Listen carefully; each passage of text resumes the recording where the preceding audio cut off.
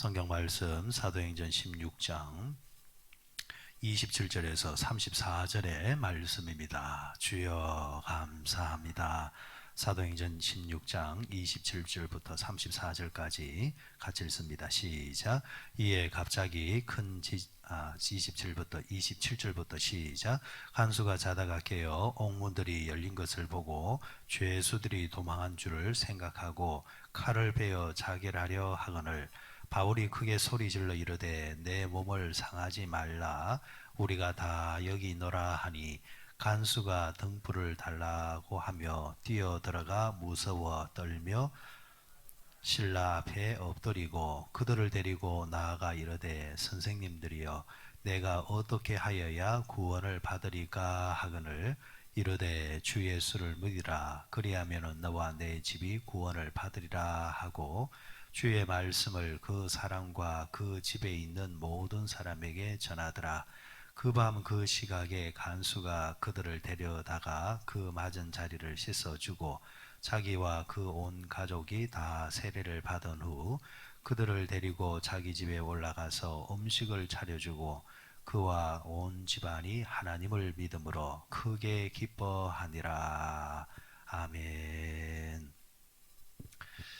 사도행전 16장 하나님께서 바울의 일행을 이 빌립보로 이제 데려가셨다가 그곳에서 바울과 실라와 그리고 디모데와 그리고 누가가 선교의 한 팀이 되어서 이제 복음을 전하면서 일어났던 일을 16장에서 지금 이야기를 하고 있습니다. 이제 그런 가운데서 복음을 전하는 가운데서 복음을 전하면서 귀신 눌린 자를 자유케 해주었는데 이런 좋은 일을 했는데 복된 일을 했는데도 불구하고 그들은 감옥에 이제 갇히게 되어지는 그런 일들이 일어나게 되어지고 그런 일들이 일어나게 된 가운데서도 바울과 실라가 기도하기 시작하자 기도하는 가운데서 하나님과의 영적인 교통함이 일어나게 되어지고 그 영적인 교통함을 통하여서 현장은 감옥이지만은 그런 환경 속에서도 찬송이 이제 터져 나오게 되어지고 찬송이 터져 나오게 되어지자 옥문이 이제 열리게 되어지고 옥문이 열리니까 그것으로 끝나는 것이 아니라 간수의 집안이 이제 복음으로 복음화되어지고 그 가정이 주께로 돌아오게 되었고 이후의 행보를 보게 되어지면은 바로 이들의 가정이 처음 이제 빌립보에서 복음을 전하면서 만났던 루디아라는 여인과 함께 빌립보 교회의 개척교회 멤버가 되어지고 이들의 가정을 통해서 빌립보의 교회가 이제 든든히 이제 서가는 것으로 이어지게 되는 것을 지금 16장에서는 계속 이야기를 하고 있습니다. 이제 그런 면에서 어제도 말씀을 드렸지만은 여러분 복음의 능력은 복음을 이제 우리가 믿고 전함으로 통해서 계속해서 인생의 16차선이 이제 열리는 것 그것이 복음의 능력이 아니라 살다 보면은 복음을 위해 살다 보면은 오히려 고난을 받고 박해를 받거나 심지어는 인생의 문제가 자꾸 이제 꼬이게 되어지고 막히게 이제 되어짐에도 불구하고 그런 상황 속에서도 뭐 굴하거나 넘어지거나 낙심하거나 하는 것이 아니라 오히려 기도하고 찬송하면서 바로 그게 여러분 믿지 않는 자들이 믿는 자들을 이제 두려워하는 그런 제목인 것 같습니다. 세상의 사람들은요 믿는 것 딱 하나입니다. 그게 뭐냐니까 돈의 권세입니다. 돈의 권세. 그래서 그것에 의해서 울고 웃고 합니다. 울고 웃고 한단 말이에요. 뭐 여기서 또 하나 더 나가면은 세상 사람들이 믿는 것은 뭡니까? 자신의 이제 배경이나 자신의 건강이겠죠. 육적인 것에 세상 사람들은 울고 웃고 한단 말입니다. 그런데 우리 믿음의 사람들은 그 이상을 넘어서는 사람들입니다. 그와 상관없는 사람은 아니지만은 그러나 그것에 지배를 받으면서 우는 자가 아니라 오히려 그 상황 속에서도 울 수밖에 없는 상황 속에서도 기도하고 울 수밖에 없는 상황 속에서도 찬송하면서 그 속에서 하나님의 신비를 경험하는 사람. 그래서 세상 사람들을 믿는 사람들을 보고 저들은 도대체 누구이기에 이런 상황 속에서도 저렇게 살 수 있는가? 그 모습 속에서 믿지 않는 자들이 믿는 자들을 두려워하기 시작하고 그 속에서 복음의 비밀을 따라 나오는 일들이 일어나게 된다는 거죠. 자, 그 대목이 뭡니까? 바울과 실라가 감옥 중에서도 가장 흉악범이 들어가 있는 이 가장 무서운 이 사람들이 모여 있는, 그리고 사형수들이 들어가는 가장 어두운 이제 감옥에 바울과 실라가 갇혔지만은, 그러나 그들의 입에서 찬송이 터져 나오게 되어지자 그들을 이제 보고 있는, 지키고 있는 주변의 사람들, 그죠? 깜짝 놀라는 거죠.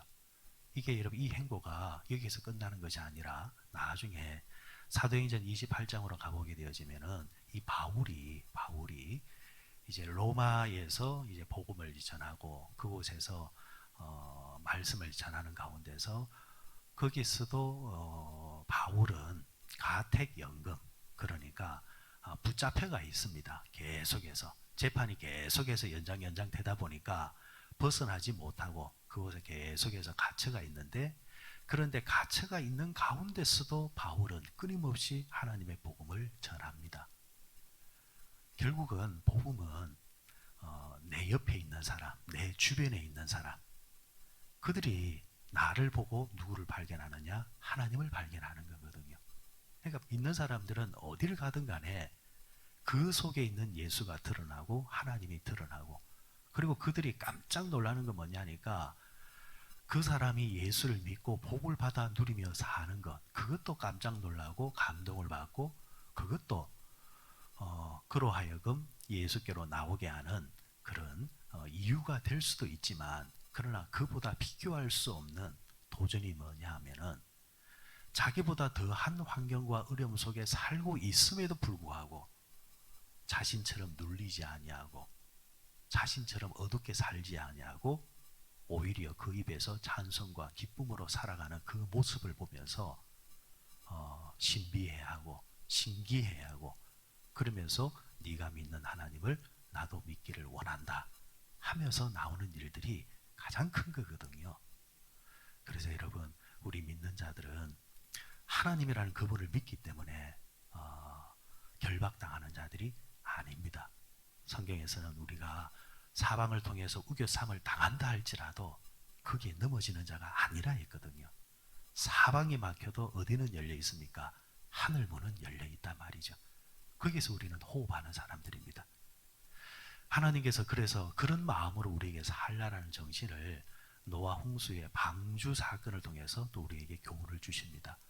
여러분, 노아가 방주를 지을 때에 그가 자기 머리를 가지고 재원을 정한 건 아니거든요. 하나님께서 일일이 다 가르쳐 주셨습니다. 근데 노아 방주의 특징이 뭐냐 하면 크게 두 가지입니다. 하나는 무동력입니다. 동력이 없습니다. 심지어 노조차도 없습니다. 노가 있다 할지라도 뭐 그 안에 있는 노아가 그 노를 전다고 해서 그 큰 배가 움직이겠습니까? 노가 없습니다.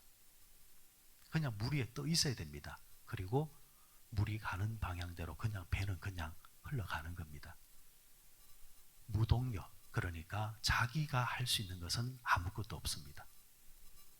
두 번째가 뭐냐 하면은 창문이 없습니다. 창문. 하나님이 보지 말라는 겁니다. 옆을 보지 말라는 겁니다. 유일하게 하나 있는 창문이 뭐냐 하면은 하늘 쪽에 창문을 하나 열어두셨습니다. 노아가 그 방주 안에 있는 동안 그게 하루 이틀이 아니잖아요. 하루 이틀이 아니란 말이에요. 그리고 바깥에서는 사람들이 죽어나가는 신음소리도 들릴 거란 말이에요.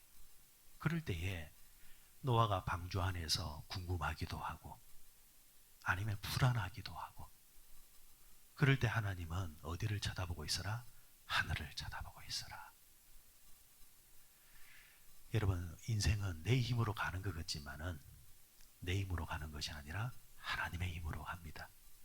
기도하면서 힘을 얻고 예배하면서 힘을 얻고 찬송하면서 힘을 얻어서 가는 것이 믿음의 사람들이 살아가는 방식입니다. 힘들고 어렵다 할지라도 제단에 나와서 주여 한번 이렇게 부르면은 그 속에서 위로 얻고 힘 얻고 다시 일어나는 자가 그리스도인이고, 그게 우리가 가진 복입니다.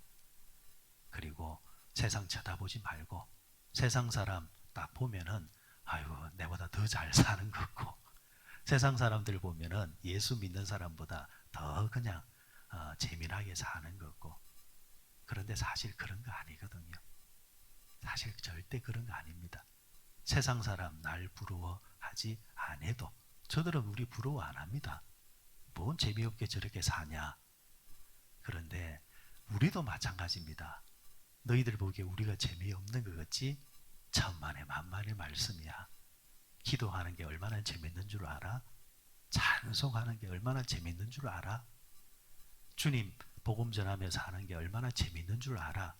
세상 사람들을 모르지만은 예수를 제대로 만난 사람은 이거 없이는 못 산단 말이에요. 그래, 나도 너희들을 부러워하지 않는다 라는 것. 이제 그런 맛을 이제 누리면서 이제 살아가는 것이 이제 그리스도인들인데, 이걸 이제 경험하고 아는 사람들은 인생을 살아가는 행보가 거침이 없습니다. 그런데 어중간하게 되어지면은 세상도 아닌 것 같고, 그렇다고 해서 교회에 있으면은 또 교회도 신앙도 재미없는 것 같고, 양다리를 걸치고 있으면은 이게 문제란 말입니다. 여러분, 양다리는 결국은 찢어지게 되어져 있습니다. 하나님께 온전히 우리의 몸과 마음을 던져버리게 되어지면은, 은혜 속에 우리가 깊숙이 잠기게 되어지면은 그 맛을 우리가 비로소 누리게 된다라는 것. 자, 바울과 실라가 그런 상황 속에서도 찬송이 터져 나오게 되어지자 하나님은 기다렸다는 듯이 이제 그곳에 지진이 일어나게 하시고, 그리고 옥문이 활짝 열리게 하나님께서 그 문을 열어주시게 되어집니다. 바울과 실라가 이제 그 옥문을 통해서 걸어 나올 때 한번 생각해 보십시오. 얼마나 여러분 그 장면이 기가 막히기도 하고 두근두근 거리기도 하고, 그리고 하나님의 신비한 손길에 대해서 얼마나 감격을 했겠습니까? 바울과 실라가 잠깐이지만은 감옥에 들어가는 고난이 있었기 때문에 역설적으로 그 고난 속에서 역사하시는 하나님의 은혜를 경험하게 되는 겁니다. 이스라엘 백성들이 광야로 나오는 과정 속에서 바로의 군대에게 쫓겨가는 그런 떨림이 있었을 때에 홍해가 갈라지는 기가 막힌 것을 경험하게 된다는 거죠. 그런 면에서 여러분, 우리 믿는 자들이 고난을 딱 겪을 때 이제 희망을 갖는, 기대를 갖는 이건 것 같아요. 하나님이 가만히 안 계실 것이다. 하나님이 가만히 안 계실 것이다 라는 거, 기도하는 자들의 맛인 것 같아요. 자, 바울과 실라가 이제 감옥 속에서 이제 나오게 됩니다. 나오게 되는데, 이제 이어서 이제 붙여지는 이야기가 뭐냐니까 그 감옥을 지키고 있었던 간수의 이야기입니다. 간수의 이야기. 바울은 전혀 생각하지 못하고 있는 사람입니다. 처음 만났던 루디아도 전혀 생각하지 못했던 사람이고, 그리고 두 번째로 만나는 이들의 가정도 바울의 계획 속에는 전혀 없던 사람입니다. 그러나 하나님은 다 계획을 가지고 계셨습니다. 자, 간수가 보니까 바울과 실라가 감옥에서 이미 나간 거예요. 고대 사회에서 이런 이제 간수 역할을 하는 사람이 자기가 지키고 있는 사람이 빠져나갔다 탈옥을 했다. 요즘은 그냥 그 책임을 지고 옷을 벗는 것으로 끝이 날 수 있겠지만은, 당시 이 세상에서는 만약 그랬다가는 그 간수를 대신해서 자신이 모든 걸 책임을 져야 되는데, 눈은 눈, 이는 입니다. 지금 바울과 실라가 어느 감옥에 갇혀 있었습니까? 사형수들이 갇혀 있는 감옥에서 나왔단 말이죠. 그러면 사형수들이 짊어져야 되는, 감당해야 되는 그 대가를 지금 이 간수가 그대로 치러야 됩니다. 죽어야 된단 말이죠. 그런데 그 죽는 방식이 잔인하단 말입니다. 그러니까 지금 간수가 기왕 이렇게 된 거, 그렇다고 한다면은 고문을 받거나 고통을 당하면서 죽는 것 봐야 내가 스스로 죽는 게 낫겠다, 내가 스스로 자결하는 게 낫겠다 하면서 스스로 죽으려고 할 때에 바울과 실라가 이제 말을 합니다. 28절의 말씀입니다. 바울이 크게 소리 질러 이르되 네 몸을 상하지 말라 우리가 다 여기 있노라 하니. 자, 저는 이 대목이 참 믿는 자의 능력이라 생각해요. 왜 그러냐니까 보십시오. 옥문이 열렸잖아요. 그럼 어떻게 해야 돼요? 도망가야죠. 도망가야죠. 여러분이 이런 식으로 갇혀 있으면은 그 자리 있겠어요? 도망가시겠어요?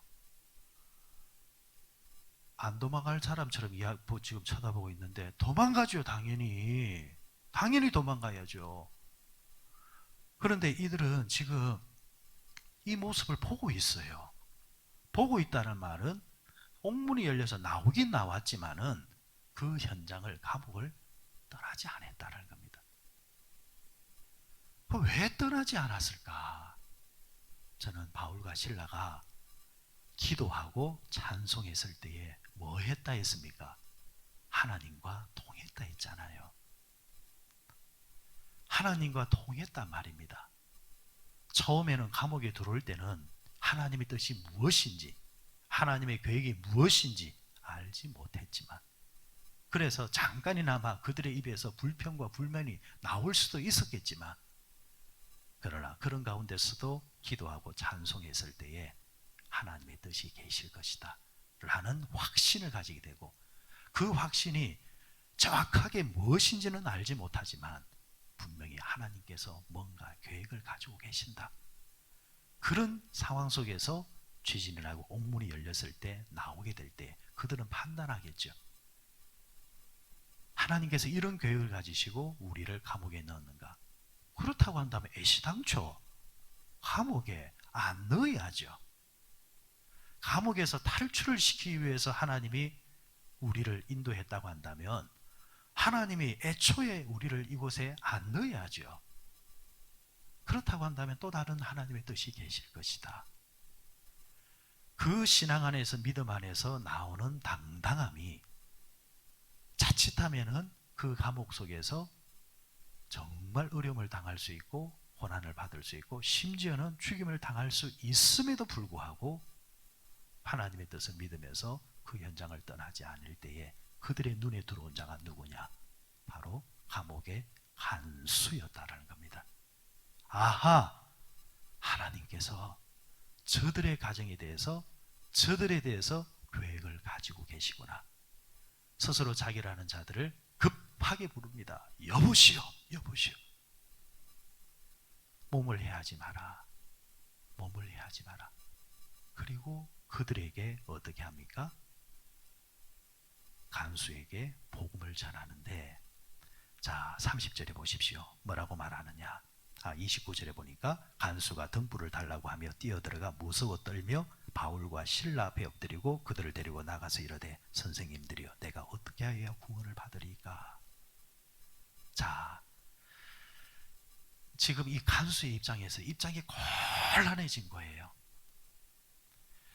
이들이 멀리 도망 안 간 것은 다행이지만은 지금 이 밤에 일어난 이 일련의 과정이 어떤 형태로든지 자신이 책임을 져야 된다는 겁니다. 자, 왜 옥문이 열렸느냐? 왜 저들이 밖에 나갈 동안 너희들은 가만히 있었느냐 하는 식으로도 추궁을 당할 수밖에 없단 말이죠. 자, 그런 이제 상황 속에서 우리가 어떻게 해야 구원을 받을 수 있습니까? 그럼 이 구원은 무슨 구원입니까? 영혼의 구원을 말하는 게 아닙니다. 지금 삶의 문제에 대한 구원을 말하는 겁니다. 그래서 여러분, 구원은 항상 본문을 읽거나 말씀을 읽을 때 이 구원이 어떤 구원을 말하는가에 대한 단어적인 이해를 하시고 들여다보면 하나님의 구원은 내세의 구원만 있는 것이 아니라 현실의 구원도 있다라는 것을 우리는 보게 됩니다.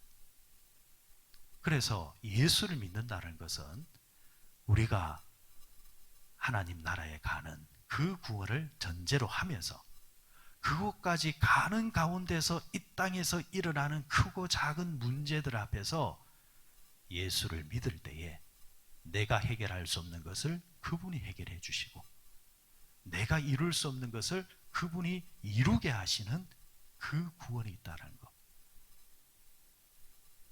이제 그 기쁨과 감격을 우리가 경험하게 됩니다. 자, 그럴 때에 바울과 실라가 딱 답을 줍니다. 주 예수를 믿으라.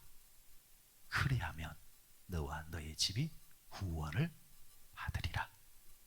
예수를 믿으면 하나님이 어떤 방식을 통해서든지 너의 문제를 해결해 준다. 걱정하지 마라. 자, 아직까지 모든 게 해결된 게 아닙니다. 내일 되면은 기가 막힌 이야기가 나와요. 하나님이 어떻게 풀어가시는지 놀라운 방식이 나와요. 바울과 실라가 이렇게 복음을 전하자 복음을 받아들였던 이 사람은 어떻게 이 문제가 해결될지는 모르겠지만은 그들의 당당 앞에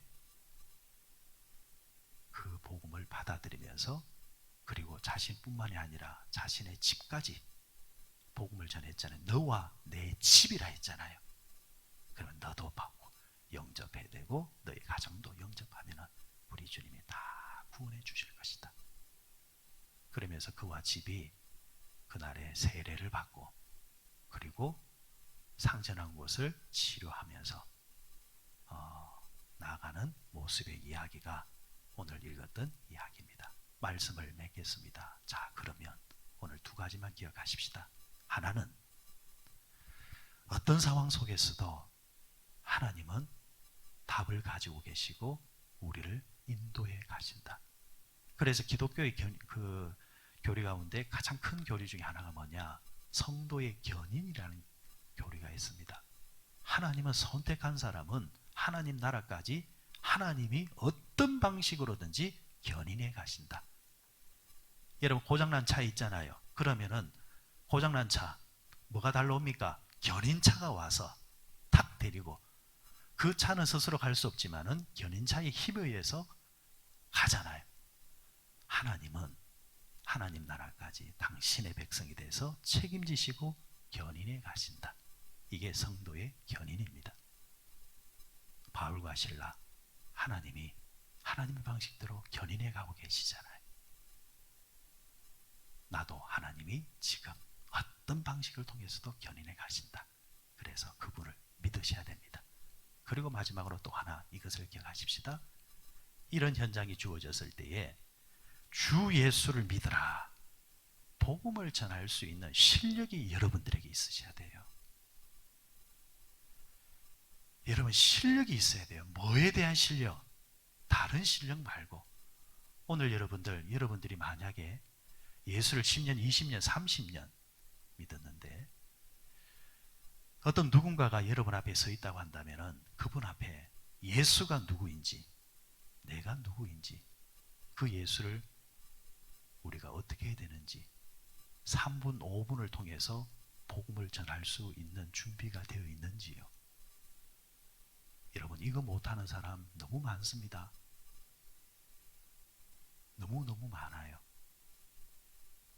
신학생들도 앉혀놓으면요, 멀뚱멀뚱하는 사람 천지예요. 가짜예요, 가짜. 진짜가 뭐냐? 찌르면 그 안에서 뭐가 나와야 되느냐? 예수가 나와야 되고 복음이 나올 줄 알아야 돼. 그리고 상대는 그 안에 있는 복음의 당당함 앞에 녹아내리는 겁니다. 앞에 있는 사람을 꼬시는 것이 아닙니다. 인간의 말로 복음이 나와야 돼. 오늘 이 간수가 바로 그겁니다. 바울과 실라의 복음 앞에 꼬꾸라지는 겁니다. 그래서 복음은 믿는 자의 능력이고 복음 스스로가 가지고 있는 파워이기 때문에, 그래서 바울과 실라가 가는 곳곳마다 주 예수를 믿으라, 이걸 쫙 풀어낼 줄 알자. 그것이 능력이 되어져서 놀라운 이 사역들이 이어지는 것처럼, 여러분, 특별히 새벽기도 드리시는 분들은 이 정도는 할 수 있어야 됩니다. 그래서 내가 누구를 만나든지 또 누구와 교제하든 간에 그분에게 주 예수를 믿으라. 그래야면 당신의 문제가 해결되고 앞으로 당신은 또 내세에도 구원받는 자가 된다. 나와 함께 예수를 믿자. 이런 복음의 열심들이 있으셔서 그들을 책임지시고 인도해 가시는